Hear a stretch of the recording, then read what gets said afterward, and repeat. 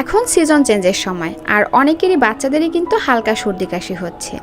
এই সময় এক বাটি উষ্ণ ধোয়া ওঠা গরম টমেটো এগ স্যুপের কোনো জুড়ি নেই, যা বাচ্চাদের রোগ প্রতিরোধ ক্ষমতা বাড়িয়ে দ্রুত আরোগ্য লাভ করতে সাহায্য করবে, সেই সাথে বাচ্চাদের মুখে রুচি বাড়াতেও সহায়তা করবে।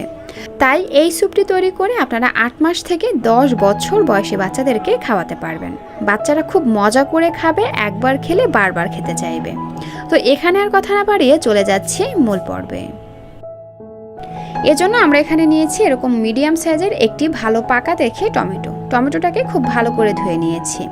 এবার ছুরির সাহায্যে টমেটোটাকে ছোট আর পাতলা পাতলা করে কেটে নিচ্ছি। টমেটোতে থাকা ডায়েটারি ফাইবার বাচ্চাদের হজম শক্তি উন্নতি করতে সাহায্য করে এবং কোষ্ঠকাঠিন্য সমস্যা দূর করে। এতে থাকা ভিটামিন সি এবং পটাশিয়াম বাচ্চাদের শরীরে রোগ প্রতিরোধ ক্ষমতা বৃদ্ধি করে। এছাড়া টমেটোতে থাকা পুষ্টিগুণ বাচ্চাদের ত্বক মসৃণ ও উজ্জ্বল রাখতে সাহায্য করে। তাই এখন শীতের সময় অবশ্যই বাচ্চাদেরকে টাটকা টমেটো খাওয়ানোর চেষ্টা করবেন। টমেটোটাকে কেটে একটা সাইডে রেখে দিলাম। তারপরে 2 কোয়া রসুন একদম কুচি করে কেটে নিচ্ছি। দর্শক, রসুনের পুষ্টি ও উপকারিতা সম্পর্কে নতুন করে বলার কিছু নাই। এটা বাচ্চাদের সর্দি কাশি প্রতিরোধে যেমন সাহায্য করে, তেমনি রোগ প্রতিরোধ ক্ষমতা বৃদ্ধিতেও সহায়তা করে। তো যাই হোক, এরপরে হচ্ছে আমি এখানে একটি মুরগির ডিম নিয়ে নিলাম। ডিমটাকে একটা চামচের সাহায্যে খুব ভালো করে ফেটিয়ে নিচ্ছি। এই তো ডিমটাকে ফেটিয়ে নেওয়া হয়ে গেছে। এবার এটাকে নিয়ে চলে যাচ্ছি চুলায়। একটা প্যান দিয়ে তার মধ্যে দিয়ে দিলাম এইটুকু পরিমাণে সরিষার তেল। সরিষার তেলও কিন্তু বাচ্চাদের স্বাস্থ্যের জন্য অনেক ভালো, বিশেষ করে সর্দি কাশি প্রতিরোধ করতে সরিষার তেল কিন্তু অনেক উপকার করে। তো যাই হোক, সরিষার তেলের মধ্যে রসুনটা দিয়ে রসুনটাকে হালকা বাদামি করে ভেজে নিয়েছি। এবার এর মধ্যে টমেটোগুলোকে দিয়ে দিচ্ছি। তারপর নেড়ে চেড়ে ভালো করে মিশিয়ে নিয়ে একটা ঢাকনা দিয়ে ঢেকে টমেটোটাকে ভালো করে সিদ্ধ করে নিচ্ছি। ঢাকনাটা তুলে বারবার নেড়েচেড়ে দিতে হবে, আর যতক্ষণ না পর্যন্ত এই যে এভাবে টমেটোটা গলে আসে ততক্ষণ পর্যন্ত রান্না করে নিতে হবে। তো যাই হোক, এই যে দেখুন টমেটোটা কিন্তু খুব ভালো করে গলে এসেছে। এই পর্যায়ে আমি এর মধ্যে দিয়ে দিলাম স্বাদ অনুযায়ী লবণ। আবারও নেড়েচেড়ে ভালো করে মিশিয়ে নিয়ে এবার এর মধ্যে দিয়ে দিব 1 কাপ পরিমাণে নর্মাল পানি।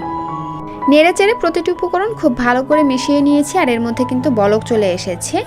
এই পর্যায়ে আমি আরও 2 থেকে 3 মিনিটের মতন জাল করে নিব। তারপরে আমি এর মধ্যে এই যে মুরগির ডিমটাকে ফেটিয়ে রেখেছিলাম সেটা যে উপর থেকে আস্তে আস্তে দিতে হবে এবং এভাবে ঘুরিয়ে ঘুরিয়ে এটাকে নেড়েচেড়ে মিশিয়ে নিতে হবে।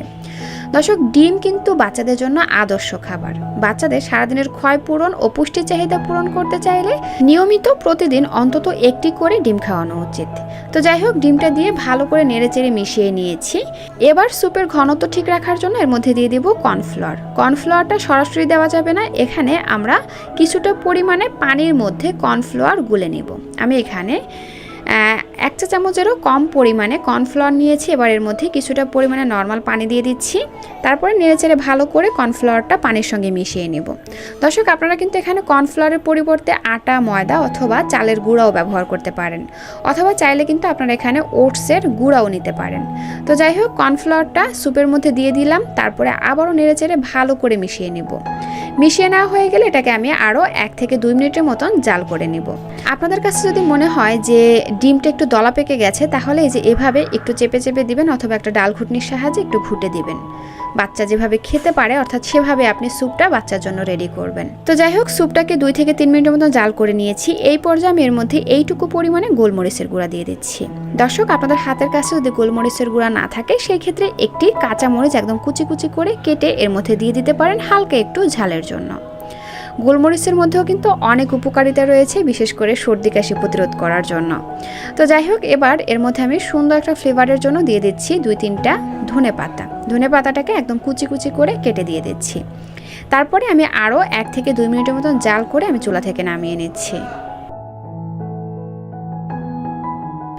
আর এই তো তৈরি হয়ে গেল বাচ্চাদের জন্য দারুণ মজার, পুষ্টিগুণে ভরপুর এবং ভিটামিন সি সমৃদ্ধ স্যুপ রেসিপি। বাচ্চাকে খাওয়ানোর আগে 2-3 ফোঁটা লেবুর রস যুক্ত করে দিবেন। এতে করে বাচ্চাদের শরীরে আরও ভিটামিন সি এর চাহিদা পূরণ হয়ে যাবে, সেই সাথে স্যুপটা খেতেও কিন্তু অনেকটা টেস্টি হয়ে যাবে।